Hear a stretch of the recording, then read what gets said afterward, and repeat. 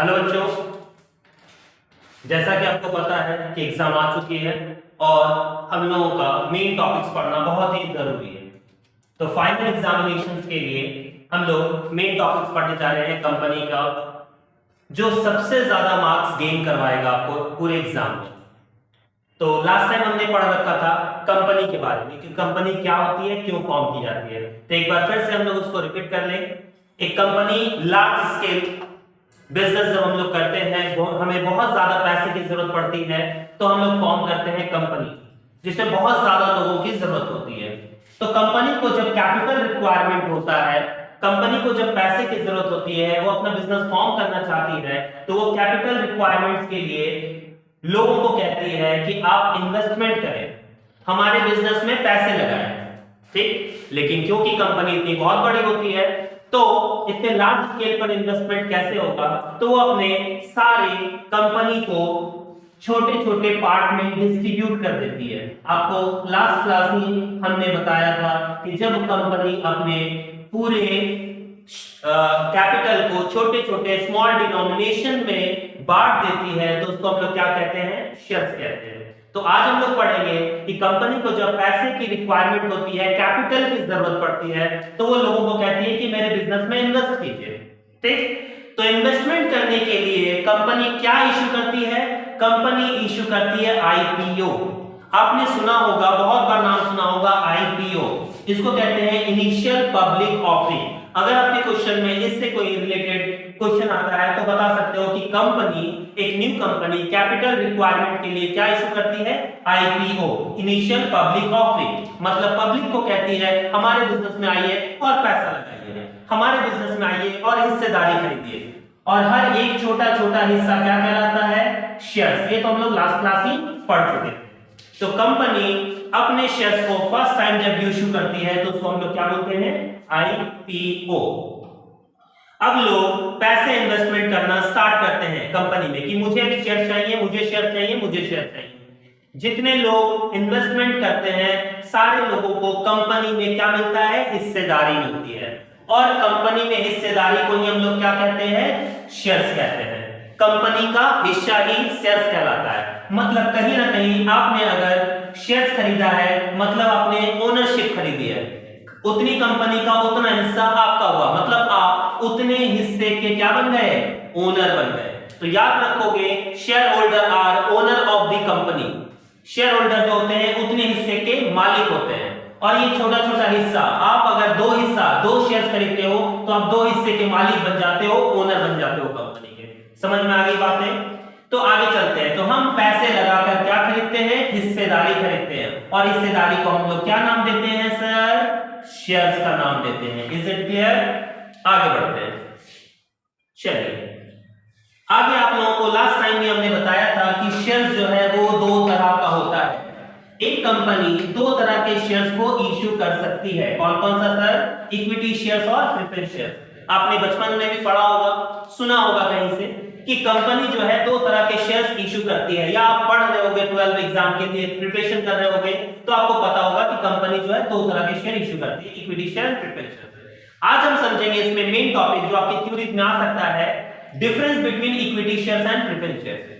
मान लीजिए कंपनी जो है अपने शेयर्स को इशू करना चाहती है, वो इक्विटी शेयर्स भी बेच रही है, वो प्रेफरेंस शेयर्स भी बेच रही है। आप कौन सा शेयर्स खरीदना चाहोगे और क्यों खरीदना चाहोगे?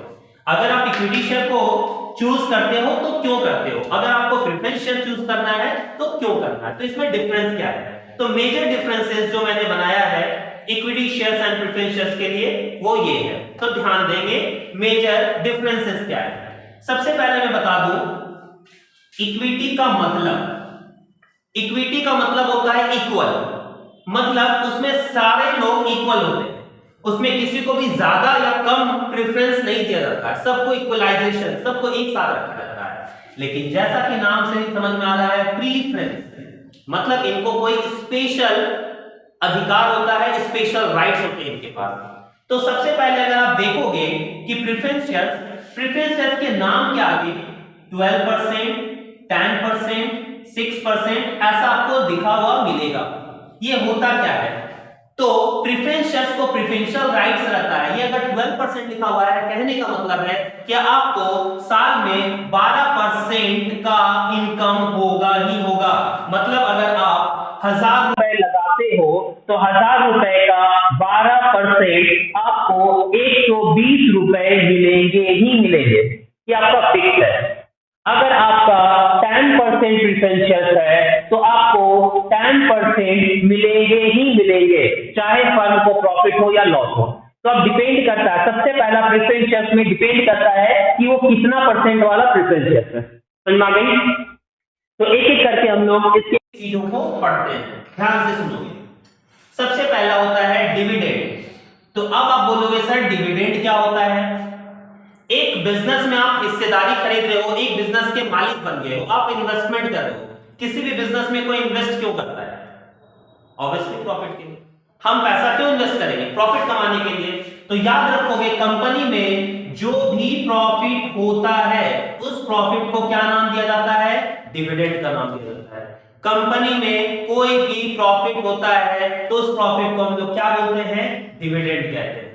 तो ये बढ़ता कैसे है सर? तो अगर आपने कंपनी के प्रेफरेंस शेयर्स खरीद रखे हैं तो आपको डिविडेंड कैसे मिलेगा? फिक्स्ड। मैंने अभी बताया अगर 10% वाला शेयर्स है तो उसको 10% फिक्स मिलेगा, भले ही प्रॉफिट हो या लॉस हो। लेकिन इक्विटी शेयर्स को जो डिविडेंड मिलता है वो फिक्स्ड रेट पर नहीं मिलता। मतलब कहने का है कि अगर इनको प्रॉफिट होगा तो पैसा मिलेगा, लॉस होगा तो पैसा नहीं मिलेगा, और जितना ज्यादा प्रॉफिट होगा उतना ज्यादा पैसा मिलेगा। समझ में आ रही बातें? लेकिन प्रेफरेंस शेयर्स को ऐसा नहीं है, ज्यादा हो या कम हो इनको फिक्स रेट पर, जैसे 10% प्रेफरेंस शेयर है तो 10% फिक्स रेट पे डिविडेंड मिलेगा। समझ में आ गई? तो पहला पॉइंट याद रखोगे डिविडेंड। और याद कैसे रहेगा सर? एग्जाम के लिए याद कैसे रहेगा वो आप बता दो। एग्जाम में सारे लोगों का यही प्रॉब्लम है सर, भूल जाते हैं। तो पहले याद रखोगे, अगर हम लिख रहे हैं difference between preference shares and equity shares, तो सबसे पहले याद रखोगे 12% या 10% प्रेफरेंस शेयर। तो पहले नाम से ही आपको पता चल 12%, मतलब इनका जो डिविडेंड है वो फिक्स्ड है, और इसमें कोई परसेंटेज नहीं है, मतलब फिक्स्ड नहीं है। तो पहला क्या हो गया? डिविडेंड। नाम से ही पता चल जाएगा फिक्स्ड, इसमें नाम से पता चल जाएगा नॉट फिक्स्ड। समझ में आ गई बातें? दूसरा, अगर दूसरे पॉइंट की ओर आते हैं तो दूसरा पॉइंट अगर आप देख पा रहे होगे तो देखोगे वोटिंग राइट्स। अब सर क्या है ये वोटिंग राइट्स? आपको पता होना चाहिए कि कंपनी में अकेले कोई डिसीजन लेता नहीं है। अगर मुझे डिसीजन लेना होगा तो मुझे अपने पार्टनर से पूछना पड़ेगा, जैसे यहां शेयर होल्डर्स होते हैं तो क्या शेयर होल्डर से पूछना जो पड़ेगा वोटिंग राइट्स के लिए, वो ध्यान दें किसके पास वोटिंग राइट्स है। तो ध्यान दें equity shares have voting rights, preference shares do not have voting rights. Sir ऐसा क्यों? मेरी बात ध्यान से सुनोगे। अगर मेरी कंपनी में कोई भी काम हो रहा है तो मैं जब राय लूंगा, किससे मैं राय लूंगा? एक ऐसे इंसान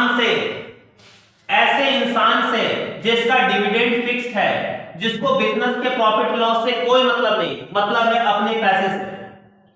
अगर इसको पता है कि बिजनेस में प्रॉफिट हुआ तो भी 12%, बिजनेस में लॉस हुआ तो भी 12%। इक्विटी शेयर्स प्रॉफिट हुआ, जितना ज्यादा हुआ उतना ज्यादा इसको पैसा मिलेगा, अगर लॉस हुआ तो पैसा नहीं मिलेगा। तो क्या ये शेयर होल्डर चाहेंगे कि बिजनेस लॉस में जाए? नहीं सर, ये चाहेंगे कि मुझे ज्यादा से ज्यादा प्रॉफिट हो और मुझे ज्यादा से ज्यादा क्या मिले? डिविडेंड मिले। इसलिए वोटिंग राइट्स किसको दी गई है? सिर्फ और सिर्फ इक्विटी शेयर्स को दी गई है, वोटिंग राइट्स प्रेफरेंस शेयर्स को नहीं दी गई है, क्योंकि उनको पता है कि अगर वोटिंग राइट्स प्रेफरेंस शेयर्स को दी जाए तो वो अपने बारे में सोचेंगे, ना कि फर्म के बारे में सोचेंगे। Is it clear? समझ में आ गई बातें? चलिए, तो पहला हो गया डिविडेंड। डिविडेंड किसको मिलेगा? नाम से पता चल रहा है इनको फिक्स्ड होगा, इनको डिविडेंड नहीं मिलेगा, क्योंकि ये अपने बारे में सोचते हैं इसलिए इनको वोटिंग राइट्स नहीं दी गई है। ये फर्म के बारे में सोचते हैं इसलिए इनको वोटिंग राइट्स दी गई है, क्योंकि ये असली ओनर होते हैं कंपनी के। थर्ड, नेक्स्ट पॉइंट की ओर चलते हैं। सर थर्ड पॉइंट क्या है? थर्ड पॉइंट है right to payment dividend. Right to payment dividend, सबसे पहले अधिकार किसको है? तो सर नाम ही है इसका, क्या? प्रीफरेंस। सर नाम ही है इसका प्रीफरेंस, पहले मिलेगा। सर इक्विटी इक्वल, सबको देने के बाद इसको दिया जाएगा। तो यहां पर याद रखोगे प्रीफरेंस, नाम से याद रहेगा जाएगा, प्रीफरेंस मतलब पहले दिया जाएगा। ठीक, नाम से ही देखिए, पहले मैंने बताया डिविडेंड 12% नाम से ही, दूसरा बताया प्रीफरेंस नाम से ही। प्रीफरेंस मतलब इनको डिविडेंड क्या मिलेगा, before equity share, equity share को पेमेंट करने से पहले मिलेगा, और इक्विटी शेयर को कब मिलेगा, जब प्रेफरेंस शेयर को पेमेंट हो जाएगा उसके बाद। ठीक है, after the preference share, after the payment of preference share, preference share के बाद मिलेगा। आते हैं नेक्स्ट पॉइंट की ओर, arrear of dividend. Sir arrear क्या होता है, एरियर मतलब होता है कि हम लोगों का बकाया रह गया, पैसा नहीं मिला। तो बातों को समझोगे, प्रेफरेंस शेयर्स का मैंने क्या बताया, 10% इनका जो है वो फिक्स्ड है सपोज, तो इनको पैसा मिलेगा ही मिलेगा, प्रॉफिट हो या लॉस हो। लेकिन इनका तो कोई रेट फिक्स्ड नहीं है, इनको प्रॉफिट भी होगा तो पैसा मिलेगा, लॉस होगा तो पैसा नहीं मिलेगा। अब सोचिए कि फर्म को ह्यूज लॉस हुआ, फर्म में 2 लाख रुपए का लॉस हो गया और इनको देने हैं 10%, तो फर्म के पास क्या पैसा होगा, सर पैसा तो है ही नहीं, फर्म तो लॉस में चला गया। तो फर्म अगर लॉस में चला गया तो इनको 10% कहां से दे, तो फर्म कहती है कि भैया सुनो, आपका एरियर्स को जो एक्यूमुलेट कर दिया जाएगा, मतलब इस बार जो आपका बन रहा है 10%, सपोज दैट 1000 रुपया बन रहा है, ये आप जोड़ के रखो, नेक्स्ट ईयर जब आपको मिलेगा तो नेक्स्ट ईयर का 1000 प्लस पिछले साल का 1000 आपको 2000 मिलेगा। तो इनका एरियर्स जो है ना वो एक्यूमुलेट होता है। मान लीजिए नेक्स्ट ईयर भी लॉस हो गया, अगर नेक्स्ट ईयर भी लॉस हो गया तो फिर से और 1000 एरियर जुड़ जाएगा, नेक्स्ट ईयर क्या मिलेगा, 3000 रुपए मिलेगा। समझ में आ रही है? तो इनका एरियर, क्योंकि हमने फिक्स कर रखा है कि आपको मिलेगा ही मिलेगा, हमने गारंटी दे रखी है कि आपको मिलेगा ही मिलेगा, इसलिए इनका जो डिविडेंड होता है वो एरियर में एक्यूमुलेट, जुड़ता चला जाता है। एक्यूमुलेट मतलब जुड़ता चला जाता है। इनको तो बोल दिया गया है कि भैया प्रॉफिट होगा तो पैसा मिलेगा, प्रॉफिट नहीं होगा तो पैसा नहीं मिलेगा, इसलिए इनका एरियर नहीं जुड़ता है। बात समझ में आ रही है? तो ऐसे ऐसे करके आपको पॉइंट्स याद रखने हैं। ठीक है, देखिए ये हम लोग पूरी तरह से पढ़ रहे हैं फाइनल एग्जामिनेशन के लिए। बहुत सारे अभी ऐसे बच्चे हैं 12 में जिनको लग रहा है कि सर एग्जाम तो आ गया लेकिन पढ़े नहीं, और प्रॉब्लम उनके साथ ये है ना कि सर अब पढ़े तो पढ़े क्या, क्योंकि साल भर तो हमने पढ़ा ही नहीं कुछ, तो अब एग्जाम में हम करें क्या, एग्जाम के लिए पढ़े तो पढ़े कैसे, हम क्या करें। तो इसके लिए एक छोटा सा एग्जांपल बताते हैं। ठीक है, बहुत बार ऐसा होता है, देखिए हम बहुत गरीब आदमी हैं, हम ट्रेन से ही सफर करते हैं, और आपको पता होगा जनरल हम लोग बोगी में सफर करते हैं। तो बहुत बार जब हम ट्रेन में सफर कर रहे थे तो हमने देखा कि लाइन जो है ना बहुत लंबी लगी हुई है। तो मेरे दिमाग में आया कि लाइन पे लगा जाए या ट्रेन को पकड़ा जाए। मैंने सोचा ट्रेन को पकड़ लेते हैं, लाइन में कौन लगेगा, ट्रेन मिस हो जाएगा। लेकिन माइंड में फिर आया कि अगर मैं ट्रेन पकड़ता हूं तो टीटी तो मुझे छोड़ेगा नहीं, मेरे पास तो उतने पैसे भी नहीं, मेरा किडनी निकाल। तो मैंने बोला कि क्या किया जाए, ट्रेन को पकड़ा जाए या टिकट लगाया जाए। मैंने बोला चलो लग जाते हैं लाइन में, अगर ट्रेन खुलेगी तो मैं दौड़ के लग जाऊंगा। और आप विश्वास नहीं करोगे, आज तक मेरा ट्रेन मिस नहीं हुआ। अब जब जब लगे वो लाइन में, लाइन कितनी भी लंबी रहे, आपको टिकट मिलता नहीं है और आप ट्रेन पकड़ते ही। वही यहां है, एग्जाम आपका ट्रेन है और पढ़ाई आपका टिकट है। आप सोचते हो कि एग्जाम को पकड़े तो यहां टिकट चला जाएगा और टिकट को पढ़ने बैठेंगे तो एग्जाम हो जाएगा। एक बार करके तो देखिए, पहला कदम बढ़ाइए, आप स्टार्ट तो कीजिए, हो जाएगा एग्जाम में आपका। क्यों नहीं होगा, मेन टॉपिक्स है, मेन टॉपिक्स पढ़कर जाइए, जरूर होगा। प्रॉब्लम यह है कि हम पढ़ना ही स्टार्ट नहीं करते, अब बोलते हैं अब छोड़ दिया जाए। अरे क्यों छोड़ दिया जाए, करके तो देखिए, होगा, जरूर होगा।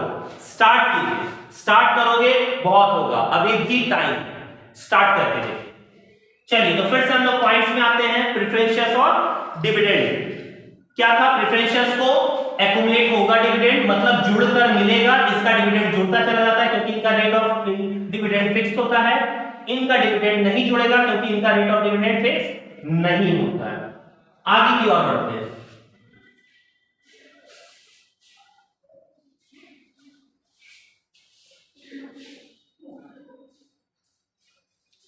Right of participate in the management.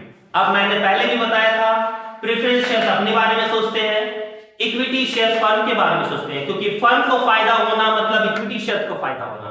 तो मैनेजमेंट में किसको पार्टिसिपेशन दिया जाएगा, sir obviously equity. Full rights to participate, do not have right to participate in the management, तो इनको पार्टिसिपेट करने का मौका नहीं मिलेगा। समझ में आ रही है बातें? देखिए अब हम लोग फिर से इसको देख लेते हैं। मान लीजिए 10% प्रीफरेंस शेयर्स और यहां है equity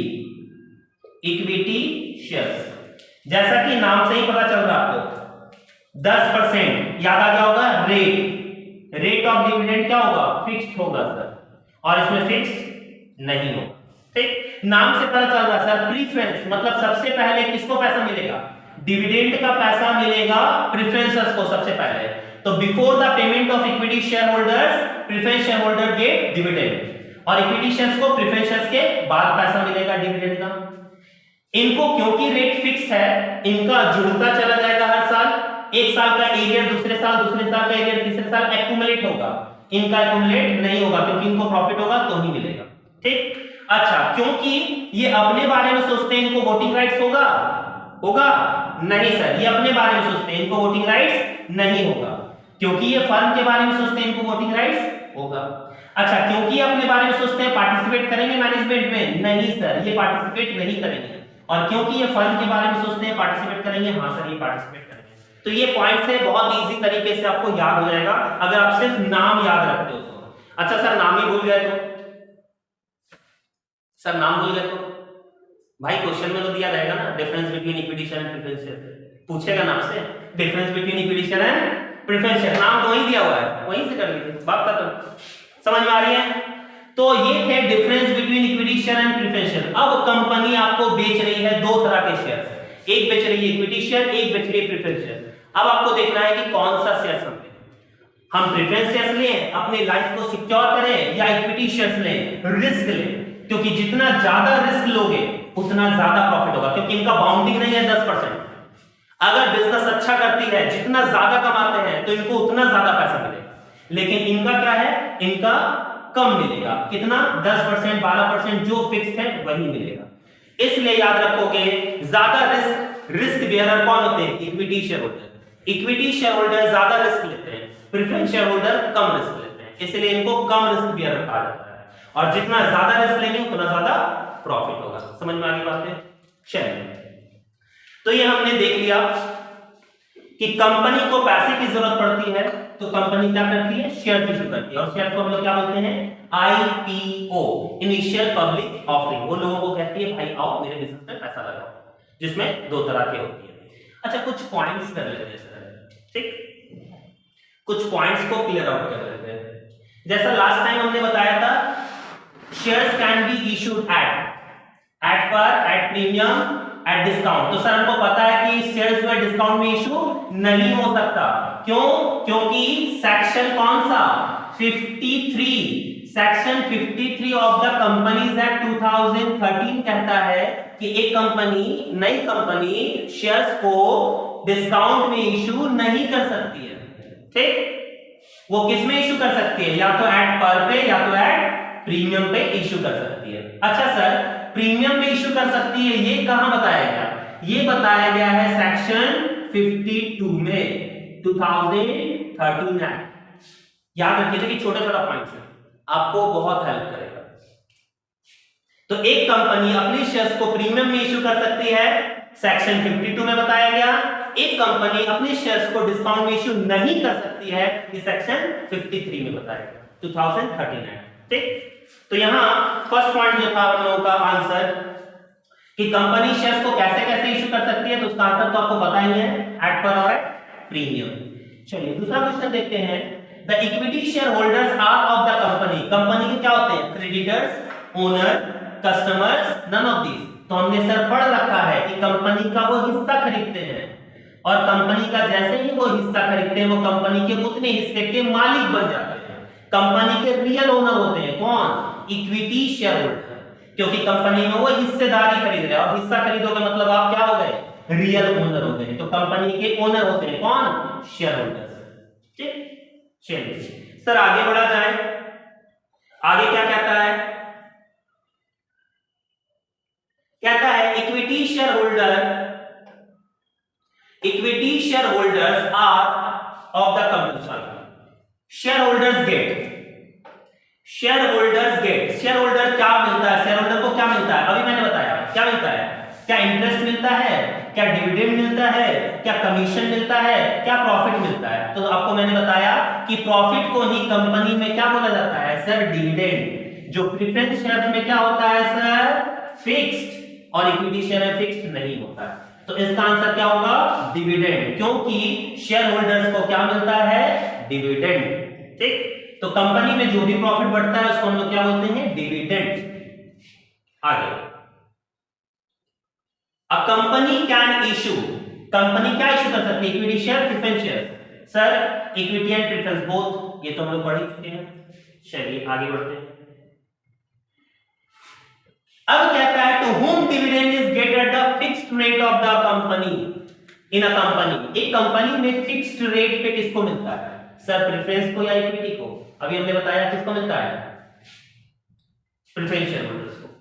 dividend is get fixed rate in a company, किसको मिलता है, प्रेफरेंस शेयर होल्डर्स को, क्योंकि इक्विटीज को फिक्स्ड नहीं मिलता। Is it clear? मन में कोई भी डाउट हो आप लोग पूछ सकते हो कि सर इसका मतलब क्या होता है।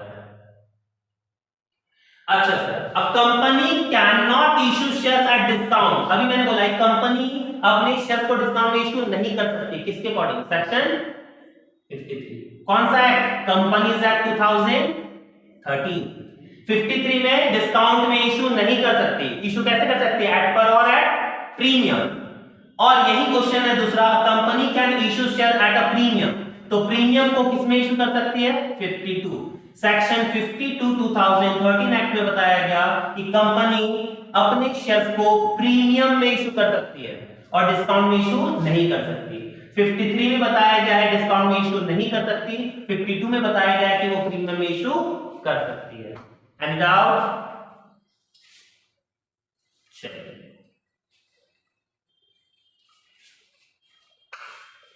फिर से मैं बोलना चाहूंगा, अभी भी टाइम है, पढ़ लें, ट्रेन मिलेगा आपको, ट्रेन नहीं छूटेगा आपका, ये विश्वास रखिए, अभी भी टाइम है और बिना पढ़े वहां कुछ नहीं होने वाला। पढ़ लें।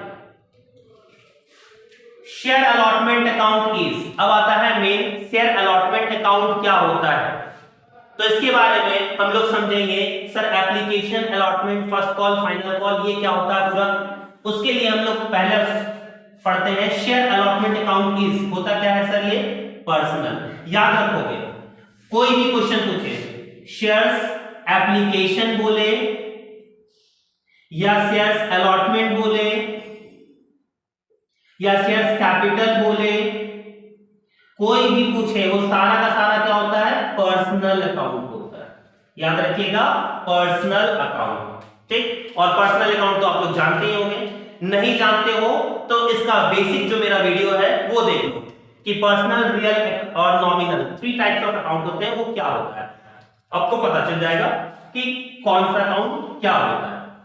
बस आपको यह याद रखना है इस चैप्टर्स के लिए कि पर्सनल अकाउंट है कौन सा, शेयर अलॉटमेंट हो, एप्लीकेशन हो या कैपिटल हो, एप्लीकेशन हो, अलॉटमेंट हो या कैपिटल हो, सारा का सारा कौन सा अकाउंट है, पर्सनल अकाउंट है। ठीक, आगे बढ़ते हैं। Premium on issue of shares, sir premium on issue of shares क्या है, कैपिटल गेन है, कैपिटल लॉस है, रेवेन्यू गेन है, रेवेन्यू लॉस है। तो आपको पता है कि प्रीमियम क्या होता है, 10 वाले पेन को 12 रुपए में बेचना, ये ना बताए थे लास्ट वीडियो में, हमने इसको डील किया था, 10 वाले पेन को हम 12 में बेच रहे हैं, तो मेरे लिए क्या है, प्रीमियम। अब बताइए 10 वाले को 12 में बेचोगे तो प्रॉफिट होगा या लॉस होगा, तो सर प्रॉफिट और गेन ही ना होगा, तो हमको क्या होगा, प्रॉफिट और गेन, तो लॉस वाला तो है ही नहीं, हटा दीजिए। अब सर रेवेन्यू गेन है या कैपिटल गेन है, अब बात उठती है सर रेवेन्यू गेन है या कैपिटल गेन है, तो कैसे याद रखेंगे, शेयर्स क्या होता है, शेयर्स कंपनी अपनी पूंजी के लिए, पूंजी मतलब कैपिटल के लिए इशू करती है, पब्लिक को बोलती है कि मेरे पास पैसा नहीं है बिजनेस स्टार्ट करने के लिए, आप पैसा लगाइए, आप मेरे बिजनेस में पैसा लगाइए और चलो साथ मिलकर बिजनेस करते हैं और बहुत बड़ा बिजनेस करते हैं, सब पैसा कमाते हैं। तो पूंजी कहीं ना कहीं किसके लिए पैसा इकट्ठा कर रही है, पूंजी के लिए, और क्या दे इशू कर रही है, शेयर इशू कर रही है। तो अगर वो पूंजी के लिए पैसा इकट्ठा कर रही है तो कौन सा गेन हुआ sir, capital plus gain, capital gain. समझ में आ गई बातें, आपसे वो पैसा मांग रही है फायदे के लिए नहीं, वो अपने मांग रही है पैसा आपसे कैपिटल के लिए, तो याद रखोगे premium on issue of shares क्या है आपका, कैपिटल गेन है। भूल जाओ, देखिए हम टॉपिक बता रहे हैं, भूल जाओ तो कैसे याद रखोगे कि शेयर्स क्यों इशू करते हैं, कैपिटल के लिए, पूंजी के लिए। तो पूंजी प्लस फायदा, पूंजी और फायदा मेरा क्या हो गया, capital gain. Is it clear? आगे बढ़ते हैं।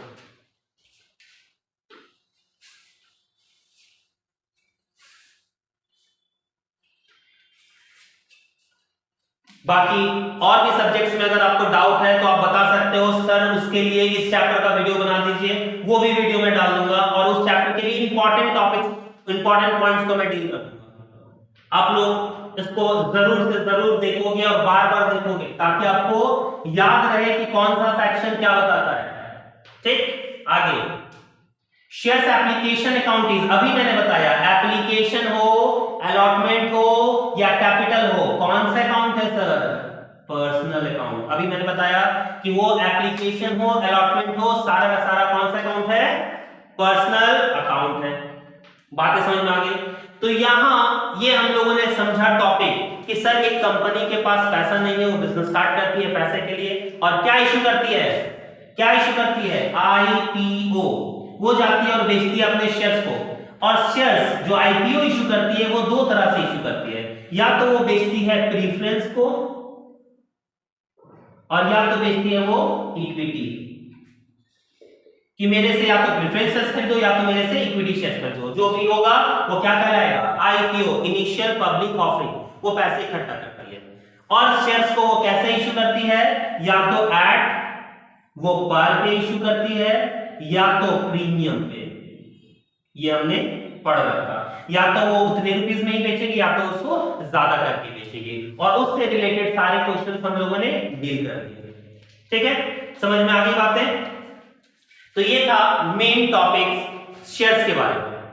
अब हम लोग नेक्स्ट टॉपिक में पढ़ेंगे, नेक्स्ट वीडियो में पढ़ेंगे कैपिटल के बारे में कि शेयर्स कैपिटल। बहुत सारे बच्चों को अभी भी डाउट होगा कि सर ये ऑथराइज्ड कैपिटल क्या होता है, सब्सक्राइब कैपिटल क्या होता है, इशूड कैपिटल क्या होता है, सर पेड अप कैपिटल क्या होता है और कॉल्ड अप कैपिटल क्या होता है, सर इससे बैलेंस शीट कैसे बनता है। ये सारे बहुत सारे बच्चों को डाउट होता है। तो ये नेक्स्ट वीडियो में हम लोग सीखेंगे कि टाइप्स ऑफ कैपिटल में authorised, issued, subscribe, paid up and called up capital क्या होता है।